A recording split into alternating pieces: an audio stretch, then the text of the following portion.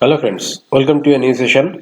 আজকে আমরা শিখব ইংলিশের কি বি ভার্ব কোনগুলো এবং সেগুলো কি করে ইউজ করতে হয়। দেখো, আমাদের অনেকের অসুবিধা হয় ইংলিশ ল্যাঙ্গুয়েজটাকে শিখতে। কারণ কি, আমরা ইংলিশ ল্যাঙ্গুয়েজের একটা যে মেন পার্ট সেটা হচ্ছে ভার্ব, সেই ভার্বের ইউজটা আমরা ঠিকমতো করতে পারি না। এবং আমাদের মাতৃভাষা এবং ইংলিশ ল্যাঙ্গুয়েজের মধ্যে যে ভার্বের যে ইউজ, বাংলা যেটাকে ক্রিয়া বলে, তার একটু পার্থক্য আছে। সেই পার্থক্য থাকার জন্য আমরা প্রায় অনেক ক্ষেত্রেই ভুল ইউজ করি। তো সেইটা আমাকে অনেকে জানিয়েছে যে এটা নিয়ে আমাদের সমস্যা হয়। সেই জন্য এই সেশনটা আমি আজকে শুরু করতে চলেছি, যেখানে আমরা ধরে ধরে কি করে ইংরেজিতে কথা বলা বা ইংরেজি নির্ভুলভাবে লিখতে গেলে যে স্টেপগুলো পালন করতে হয় সেইগুলো এই ভিডিওগুলো দেখে তোমরা নিজেরাই খুব সহজেই শিখে যেতে পারবে। সেই জন্য দেখো, আমি নিচে লিখেছি, দেখো ইজি এক্সাম্পলস, খুব সহজ সহজ উদাহরণ দিয়ে আমরা দৈনন্দিন জীবনে যেসব সেন্টেন্স ইউজ করি বা যেই সব সেন্টেন্সের আমরা সম্মুখীন হই সেই রকমের উদাহরণ দিয়ে আমি তোমাদেরকে বোঝাবো।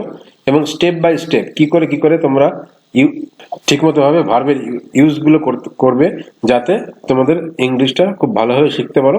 সেই ভাবে আমরা এই সেশনটা শুরু করব। তো চলো শুরু করা যাক। দেখো, বি ভার্ব বলতে ইংলিশে কোনগুলোকে বোঝায় না, এম, ইজ, আর এইটা হচ্ছে প্রেজেন্টে, ওয়াজ, ওয়ার হচ্ছে পাস্টে, এবং শ্যাল, উইল কে আমরা বলতে পারি ফিউচারে। শ্যাল উইল কে আমরা মোডালও বলি। তো আমরা এম, ইজ, আর এর ফিউচার হিসেবে আমরা শ্যাল উইল ইউজ করতে পারি। তো চলো আগে লিখে নেওয়া যাক। দেখো, আমরা জানি তিনটে কাল হয় বা টাইম বলতে পারো, প্রেজেন্ট, পাস্ট আর ফিউচার। ঠিক আছে, তাহলে প্রেজেন্টে আমরা বি ভার্ব কোন, আজকে আমরা কি শিখছি না, বি ভার্ব ইংলিশে কোনগুলো। তাহলে প্রেজেন্টে হচ্ছে এম, ইজ, আর, এইগুলো। ঠিক আছে, পাস্টে হয়ে যায় ওয়াজ, ওয়ার। ফিউচারে সেটা হয় শ্যাল এবং উইল। এইটা আমরা অনেকেই জানি, কিন্তু আমাদের সমস্যা হয় কোনটা কখন ইউজ করবো সেইটার। তো এই সেশনে আমরা শুধু এই এম, ইজ, আর এর এই ইউজটা নিয়ে আলোচনা করব। পরের সেশনগুলোতে ওয়াজ, ওয়ার এবং শ্যাল, উইল নিয়ে আমরা আলোচনা করব। ঠিক আছে, তাহলে এম, ইজ, আর নিয়ে আমরা এখন কনসেন্ট্রেট করি। এই এম, ইজ, আর এর কোনটা কখন ব্যবহার হবে সেটার উপরে, সেটা দুটো জিনিসের উপরে ডিপেন্ড করে। একটা হচ্ছে পার্সন। ইংরেজিতে জানি আমরা তিনটে পার্সন আছে। কি কি? ফার্স্ট পার্সন, সেকেন্ড পার্সন এবং থার্ড পার্সন, তাই তো? তাহলে first person, second person, third person. এবং আরো একটা জিনিসের উপর নির্ভর করে বললাম, সেটা হচ্ছে নাম্বার। নাম্বারের উপরে নির্ভর করে। নাম্বার কিরকম হয়? একটা সিঙ্গুলার আর একটা হচ্ছে প্লুরাল। ঠিক আছে, ইংলিশে মনে রাখবে যে কোনো ভার্ব ডিপেন্ড করে, এইগুলোকে আমরা কি বলি, অক্সিলারি ভার্ব। বি ভার্ব একটা হচ্ছে অক্সিলারি ভার্ব। অক্সিলারি ভার্ব বা বাংলা যেটাকে বলে সাহায্যকারী ক্রিয়া।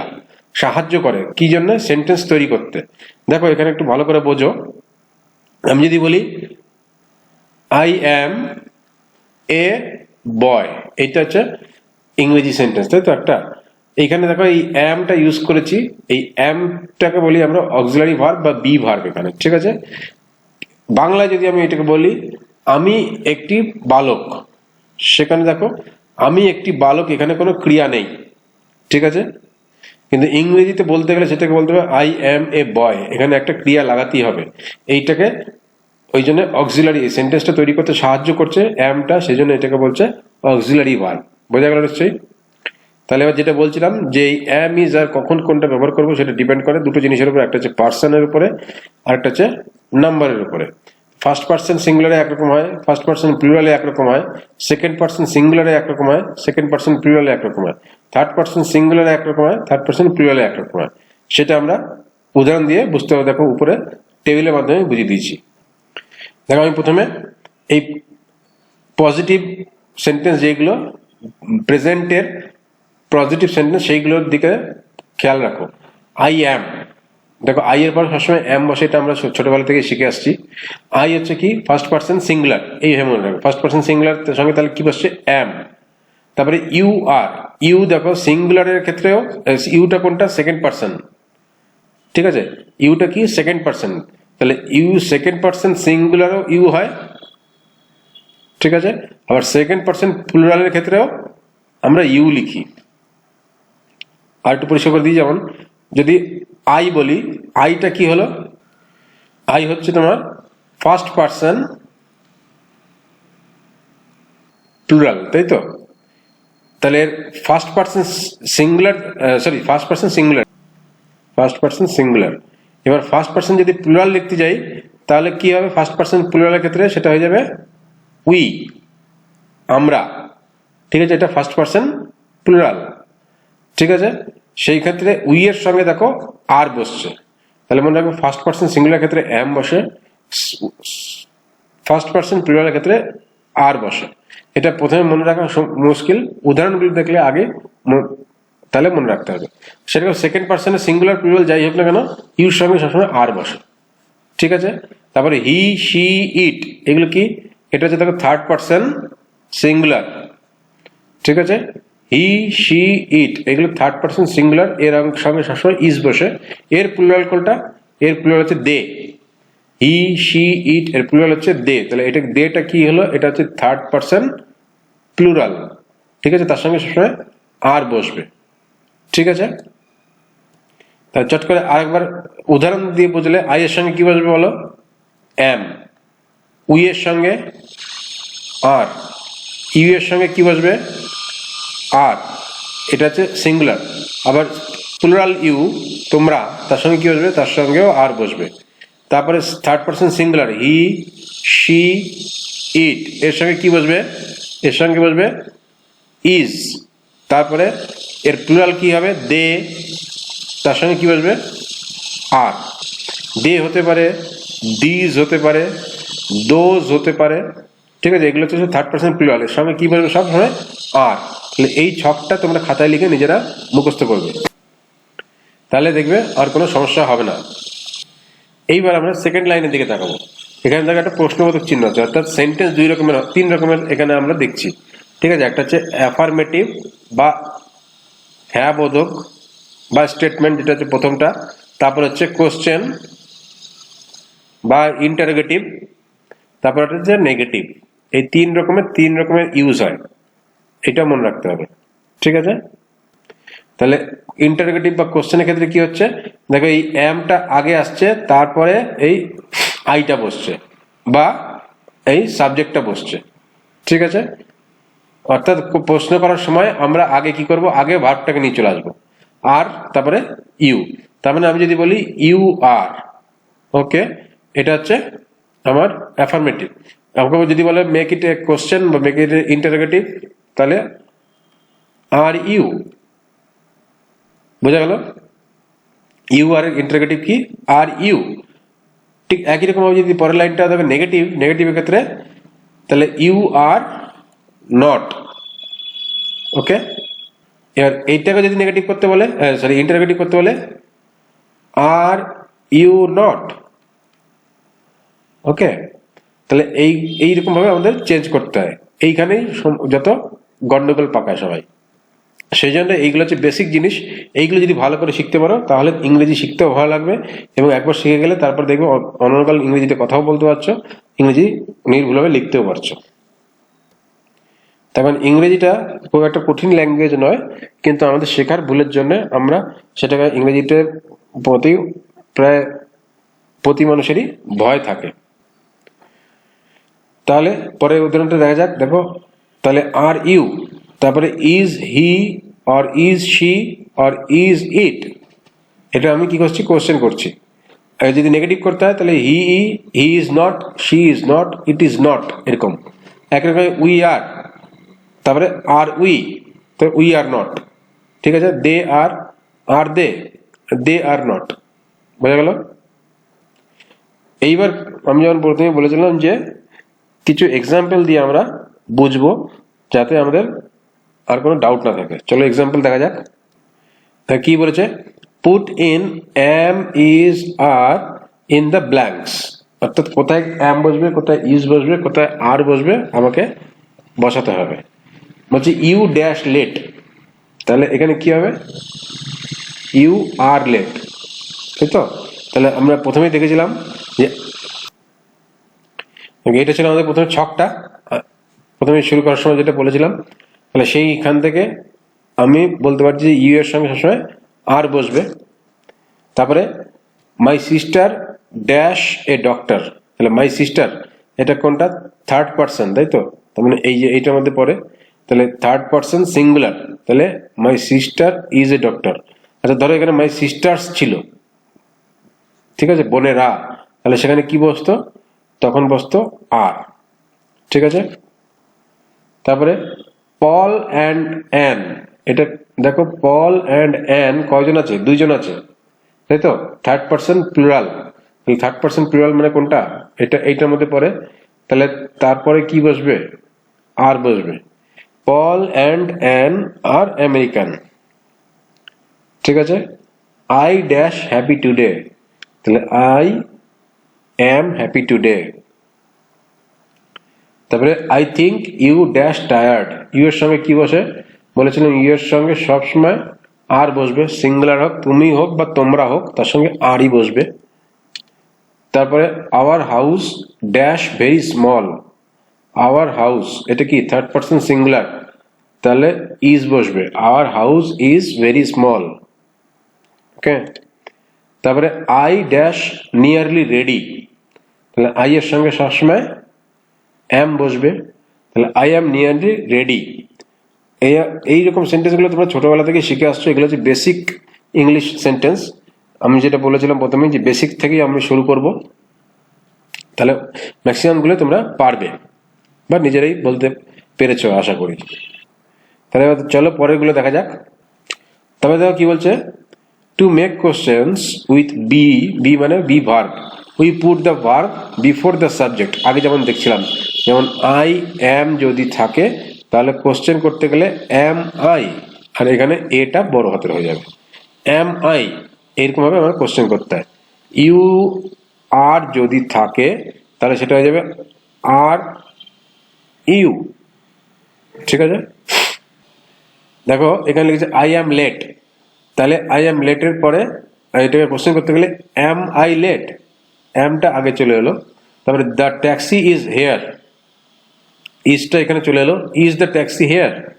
তারপরে we are late, are we late. Your keys are in the car, are my keys, দেখো ইউর কিজ বলছে মানে তুমি কাউকে বলছো যে তোমার চাবিটা গাড়িতে আছে, তার মানে কি আমি যখন কোশ্চেন করছি আর মাই কিজ ইন দ্য কার, বা আর আর ইউর কিজ ও তুমি বলতে পারো, এটাতে কোনো সমস্যা নেই। Are your keys in the car, দুটো মানেটা আলাদা দাঁড়ায়, কিন্তু গ্রামাটিক্যালি সেন্টেন্সটা কারেক্ট, ঠিক আছে। তাহলে প্রথমে আমরা এর আগেও দেখেছিলাম কোশ্চেন কি করে করতে হয়, তাহলে এবার এক্সাম্পল মাধ্যমে দেখা যাক। বলছে মেক কোশ্চেন্স, দেখো উদাহরণ হচ্ছে বিল স্কটিশ, তাহলে দেখো এখানে অক্সিলারি ভার্ব কোনটা বলবে সেটা বলেনি, তাহলে আমি আগে বসিয়ে দিই। ধরো আমি মনে মনে লিখছি বিল ইজ স্কটিশ, তোমরা যদি প্রথমে বুঝতে অসুবিধা হয় তাহলে লিখে লিখে তারপরে তোমরা লিখতে পারো যে ইজ বিল স্কটিশ, স্কটিশ মানে স্কটল্যান্ডের বাসিন্দা, তাহলে ইজ বিল স্কটিশ, তাহলে এইভাবে তোমাকে কোশ্চেন করতে হবে। প্রথমে তুমি অ্যাফার্মেটিভ করে নিলে, তারপরে এই ইজটাকে আগে নিয়ে চলে এলে, এইভাবে তোমাকে কোশ্চেন করতে হবে। প্রথমে যদি তোমাদের করতে অসুবিধা তাহলে এইভাবে আগে লিখে লিখে করো, তাহলে বুঝতে সুবিধা হবে। যেমন উই অল রেডি, সো এটা হবে উই অল আর রেডি, ঠিক আছে। এটাকে তুমি যখন বানাবে তাহলে কি লিখবে, আর উই অল রেডি। হাতে লেখাটা একটু খারাপ হচ্ছে, তাহলে কোশ্চেন কি দাঁড়ালো, আর উই অল রেডি। তারপরে এক্সাম্পল দেখা যাক। দেখো মায়া ফ্রম বিহার, আমি আর এইখানে লিখছি, তাহলে মায়া ইজ ফ্রম বিহার, এটা হতো আমার অ্যাফার্মেটিভ সেন্টেন্স বা স্টেটমেন্ট এরকম। তাহলে আগে আমাকে কি করতে হবে, ইজ মায়া ফ্রম বিহার, এটা হয়ে গেল কি আমার কোশ্চেন, ঠিক আছে। তাহলে আই আর্লি আছে, তাহলে এটা কি যাবে আই অ্যাম আর্লি, তাহলে এটা কোশ্চেন করতে গেলে কি হবে, অ্যাম আই আর্লি, পরেরটা আছে দেখো উই ভেরি লেট, তাহলে উই আর ভেরি লেট, তাই তো? তাহলে কোশ্চেনটা কি হবে? আর উই ভেরি লেট, লিখলাম আর উই ভেরি লেট, ঠিক আছে? তাহলে ইউ আর হ্যাপি, তাহলে কোশ্চেনটা কি হয়ে যাবে? Are you happy. তো আশা করি তোমরা নিজেরাই বলতে পারছো আমার সঙ্গে সঙ্গে, ঠিক আছে? তারপর পরে এক্সাম্পল দেখা যাক।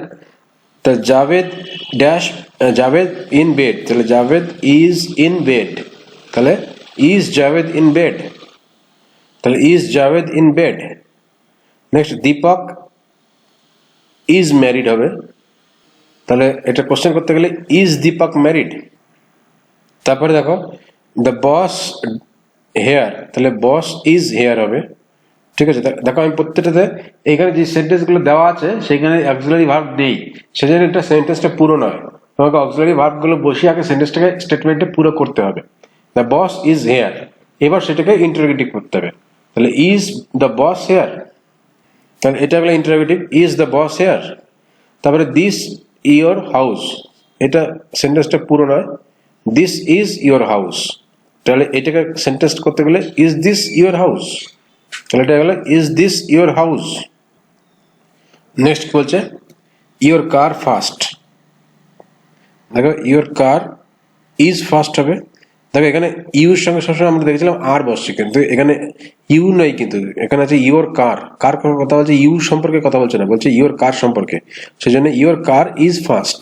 তাহলে এটা কোশ্চেন করতে গেলে কি করতে হবে? Is your car fast, question হলো কি ইজ ইয়োর কার ফাস্ট, ঠিক আছে? তাহলে দে অ্যাট হোম, তাহলে এখানে কি হবে? দে আর অ্যাট হোম, তাহলে কোশ্চেন করতে গেলে কি হবে? আর দে অ্যাট হোম, তাহলে কোশ্চেন কি হলো? আর দে অ্যাট হোম, ঠিক আছে? নেক্সট দেখা যাক, দেখা যাক লাবণ্য ইজ হেয়ার, তাহলে একটা কোশ্চেন কি দাঁড়াবে? ইজ লাবণ্য হেয়ার, কোশ্চেন দাঁড়াটা কি? Is Labanya here. তাহলে দ্যাট বিপ্লব, তাহলে দ্যাট ইজ বিপ্লব, তাহলে তোমার কোশ্চেনটা কি দাঁড়াবে? Is that Biplab, is that Biplab. তাহলে বোঝা গেল নিশ্চয়ই কি করে আমরা বি ভার্বের ইউজ করব কোশ্চেন তৈরি করার সময়। যদি বুঝতে অসুবিধা রিমাইন্ড করে আরেকবার এক্সাম্পল গুলো দেখে নাও, তাহলে আর কোনো অসুবিধা থাকবে না আশা করি। এইগুলো হচ্ছে building blocks of English language, এইগুলো শিখলে ইংলিশ ল্যাঙ্গুয়েজটা খুব ভালোভাবে শিখতে পারবে। তাহলে এই কোশ্চেন গুলো দেখো, এই প্রত্যেকটা কোশ্চেন ইন্টারোগেটিভ সেন্টেন্স হলো, দেখো এর উত্তর কি? ইজ মায়া ফ্রম বিহার, উত্তর কি হবে? ইয়েস অর নো, ইয়েস উত্তর হতে পারে অথবা নো উত্তর হতে পারে, ঠিক আছে? আর উই ভেরি লেট, এর উত্তর ইয়েস অথবা নো, তাই তো? এর বাইরে কিছু হতে পারে না, তাহলে এইগুলোকে বলে ইয়েস নো কোশ্চেন, ঠিক আছে? আর এক ধরনের কোশ্চেন হয় যেগুলো আমরা WH ওয়ার্ড দিয়ে করি, সেগুলো নিয়ে এবার আলোচনা করব। দেখো এখানে WH ওয়ার্ড কোনগুলো? না who, what, when, where, why, how, ঠিক আছে? এইগুলোকে বলে WH ওয়ার্ড। কেন? দেখো প্রত্যেকটা শুরু হচ্ছে W এবং H দিয়ে, এইগুলো দিয়ে আমরা কোশ্চেন করি, তাই তো? হু মানে কে, হোয়াট মানে কি, হোয়েন মানে কখন, হোয়ার মানে কোথায়, হোয়াই মানে কেন। দেখো এখানে হাউ আছে, প্রত্যেকটা WH আছে, কিন্তু এখানে HW আছে, তবুও এটাকে আমরা WH ওয়ার্ডই ধরি, ঠিক আছে? হাউ মানে হচ্ছে কেমন বা কেমন করে। তাহলে এইগুলো দিয়ে কি করে কোশ্চেন করবো? দেখো এইগুলোর হুজ দ্যাট বা হু ইজ দ্যাট, ঠিক আছে? হোয়াটস দিস, এটাকে ছোট করে লিখলে বা কন্ট্রাকশনে এইভাবে লিখতে হয়, তো আমরা সেটা নিয়ে এত মাথা ঘামাবো না এখন, আমরা শুধু কোশ্চেন করতে হয় সেটা দেখছি। হোয়াটস দ্যাট, হোয়াটস দিস মানে what is this, when's the party মানে হোয়েন ইজ দ্য পার্টি, এরকম, ঠিক আছে? তাহলে এইগুলো দিয়ে কি করে করতে হয় চলো এক্সাম্পল দিয়ে দেখা যাক। তাহলে কি বলছে দেখো, put in question words with are or S, অর্থাৎ কোনটার সঙ্গে আর লাগবে কোনটার সঙ্গে এস লাগবে, এটা কোশ্চেন করতে হবে। যেমন ড্যাশ ইউর নেম, তাহলে এখানে উত্তরটা বলে দিচ্ছে, উত্তরটা বুঝে আমাকে কোশ্চেনটা করতে হবে। তাহলে দেখো এখানে তোমার নাম কি, তাহলে আমরা কি বলি সেটা? হোয়াট ইজ ইউর নেম, ঠিক আছে? হোয়াট ইজ ইউর নেম, উত্তরটা আসছে মারিয়া। নেক্সট কি? ড্যাশ মাই গ্লাসেস হেয়ার, তো উত্তরটা আসছে হেয়ার, তাহলে এখানে আমি কি লিখবো? হোয়ার মানে কোথায়, আর মাই গ্লাসেস, কেন এখানে দেখো প্লুরাল আছে, মাই গ্লাসেস গ্লাসেস আছে, সুতরাং হোয়ার আর মাই গ্লাসেস। ঠিক আছে, নেক্সট হচ্ছে কি ড্যাশ ইওর টিচার, অ্যান্সারটা হচ্ছে মাই ফাদার। তাহলে কে তোমার শিক্ষক, তাহলে who is your teacher, who is your teacher. তাহলে বুঝতে পারছো WH ওয়ার্ডের সঙ্গে কি করে ইউজ করতে হয়। তাহলে হু ইজ ইওর টিচার, উত্তরটা আসছে মাই ফাদার। নেক্সট হচ্ছে dash the exams on Tuesday, তাহলে হোয়েন আর দ্য এক্সামস, কেন আর বসলো, এখানে এক্সামস আছে সেই জন্য হোয়েন আর দ্য এক্সামস, উত্তর আসছে অন টুয়েসডে। নেক্সট হচ্ছে dash you late my watch is broken, answer এটা। তাহলে কেন তুমি লেট হয়েছো, কেন ইংরেজিতে ওয়াই, তারপরে আর বসবে, why are you late, you এর সঙ্গে আর বসে। এখানে বুঝতে পারছো কোশ্চেন কি করে করতে হয় না, প্রথমে WH ওয়ার্ড বসবে, তার সঙ্গে অ্যাম ইজ আর যেটা আছে সেটা বসবে। ঠিক আছে, অর্থাৎ প্রথমে WH ওয়ার্ডটা বসবে, তার সঙ্গে বি ভার্ব বসবে, তার সঙ্গে বাকিটুকু, বা তার সঙ্গে তুমি বলতে পারো তার সঙ্গে কি বসবে, সাবজেক্ট। দেখো প্রত্যেকটাতে সাবজেক্ট আছে, your name, my glass, your teacher, the exam, you. ঠিক আছে, তারপরে বাকিটুকু বসবে। তাহলে এই হচ্ছে আমার গঠনের ফর্মুলা। ঠিক আছে, পরেরটা কি বলছে, dash your mother not very well, তাহলে মা ভালো, খুব ভালো নেই। তাহলে কোশ্চেনটা কি দাঁড়াবে, how is your mother, how is your mother. দেখো ইউর সঙ্গে আর বসে আমি বলেছিলাম, কিন্তু এখানে ইওর মাদারের কথা বলছে, ইউর কথা বলছে না, কিন্তু এইটা মাথায় রাখবে। তাহলে হাউ আর ইওর মাদার লিখলে ভুল হবে, হাউ ইজ ইওর মাদার। ঠিক আছে, next question dash Debashis in hospital, তাহলে কোশ্চেনটা কি হবে, কোথায় আছে, হোয়ার ইজ দেবাশিস। ঠিক আছে, তারপরে কি dash those men I don't know, মানে আমি জানি না। তার মানে তুমি কোশ্চেনটা কি দাঁড়াবে, হু আর দোজ মেন, ওই লোকগুলি কারা, তাহলে হু আর দোজ মেন, উত্তরটা আসছে আই ডোন্ট নো। উত্তর থেকে তোমাকে প্রশ্ন বানাতে হবে। ঠিক আছে, তারপরে dash your parents very well, তাহলে খুব ভালো আছে, তার মানে কি জিজ্ঞেস করছে, হাউ কেমন, তারপরে are your parents, how are your parents, plural আছে সেজন্য আর বসলো। Next dash your birthday March 17, তাহলে মার্চ 17 হচ্ছে অ্যান্সার। তাহলে কখন তোমার জন্মদিন, তাহলে হোয়েন ইজ ইউর বার্থডে, বোঝা গেল। তাহলে হোয়েন ইজ ইউর বার্থডে, উত্তরটা আসছে মার্চ 17। তাহলে এইভাবে WH ওয়ার্ড দিয়ে কোশ্চেন করতে হয় বি ভার্বের সাহায্যে। ঠিক আছে, আমাদের মেন শেখার জিনিস ছিল এখানে বি ভার্ব। তাহলে কি করে আমরা WH ওয়ার্ড দিয়ে কোশ্চেন করবো বি ভার্বের সাহায্যে, সেটা আমরা এখানে শিখে নিলাম। বুঝতে অসুবিধা হলে ভিডিওটাকে পজ করো কিংবা রিওয়াইন্ড করে দেখে নিয়ে ডাউট ক্লিয়ার করে নাও। তারপরে যদি কোনো ডাউট থাকে কমেন্টে জানাও। তারপর দেখো, to make negative sentences with be verb we put not after am is are, or এগুলো কনস্ট্রাকশন, এগুলো নিয়ে আমরা মাথা কামাবো না এখন। ঠিক আছে, আমরা কি করছি না এম ইজ আর এর পরে নট বসাচ্ছি। যেমন দেখো, I am not Scottish, we are not ready, I am not tired, এরকম।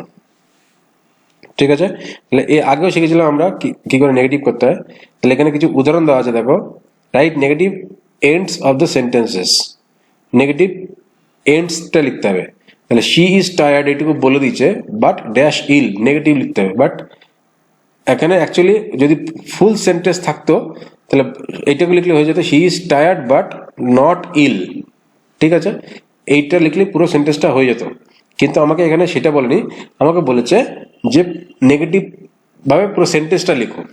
তাহলে আমরা শেখার জন্য পুরো সেন্টেন্সটা লিখবো। তাহলে কি বলছে, বাট শি, তারপরে এম ইজ আর ইজ বসবে, শি এর সঙ্গে ইজ বসে, শি ইজ নট ইল। ঠিক আছে, they are in Assam but not in Guwahati, বা they are not in Guwahati. Okay, we are tall but we are not too tall. খুব বড়, আমরা লম্বা কিন্তু খুব লম্বা নই, তাহলে we are not too tall. তাহলে we are late but we are not very late, ঠিক আছে। It's summer but it is not hot, ঠিক আছে। I am a student but I am not at university. John's good looking but he is not very nice, ঠিক আছে। তাহলে Asha is at work but she is not in her office. তাহলে this is a nice pen but it is not mine. তাহলে আমি এগুলো প্রত্যেকটাতে negative করছি, ঠিক আছে। কি করে নেগেটিভ করতে বুঝতে পারছো? প্রথমে আমি সাবজেক্ট বসাবো, তারপরে am is এর যেটা বসবে সেটা বসাবো সাবজেক্ট থেকে, তারপরে নেগেটিভ ওয়ার্ড বা নট বসাবো, ঠিক আছে। It is a big car but it is not very fast, বোঝা গেল? তাহলে এইভাবে আমরা তাহলে আজকে কি কি শিখলাম? এম ইজ আর এর ব্যবহার শিখলাম কি করে না, অ্যাফার্মেটিভ সেন্টেন্সের ক্ষেত্রে শিখলাম কি করে ব্যবহার করতে হয়। তারপরে কোশ্চেন করতে গেলে কি করে ব্যবহার করতে হয় সেটা শিখলাম। দুরকম কোশ্চেনের ক্ষেত্রে দেখলাম যে ইয়েস নো কোশ্চেনের ক্ষেত্রে বা শুধু এম ইজ আর দিয়ে কি করে করতে হয় সেটা দেখলাম। আরটা দেখলাম কি WH ওয়ার্ড দিয়ে কি করে করতে হয় সেটাও দেখলাম। তারপরে কি দেখলাম না, নেগেটিভ সেন্টেন্স গুলো কি করে বানাতে হয় এম ইজ আর দিয়ে, সেটা শিখলাম। তাহলে এইগুলো হচ্ছে আমরা বারবার বলছি যে বেসিক ইংলিশ ল্যাঙ্গুয়েজ শেখার ক্ষেত্রে।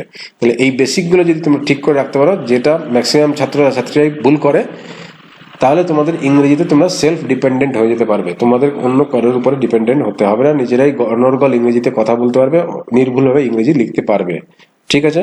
তাহলে আশা করি এইগুলো বুঝতে পারলে তাহলে পরের সেশনে আমরা পাস্টের বি ভার্ব যেগুলো সেইগুলো নিয়ে আলোচনা করব। যদি ভালো লেগে থাকে তাহলে পরের ভিডিওতে তোমাদের সঙ্গে আবার দেখা হবে।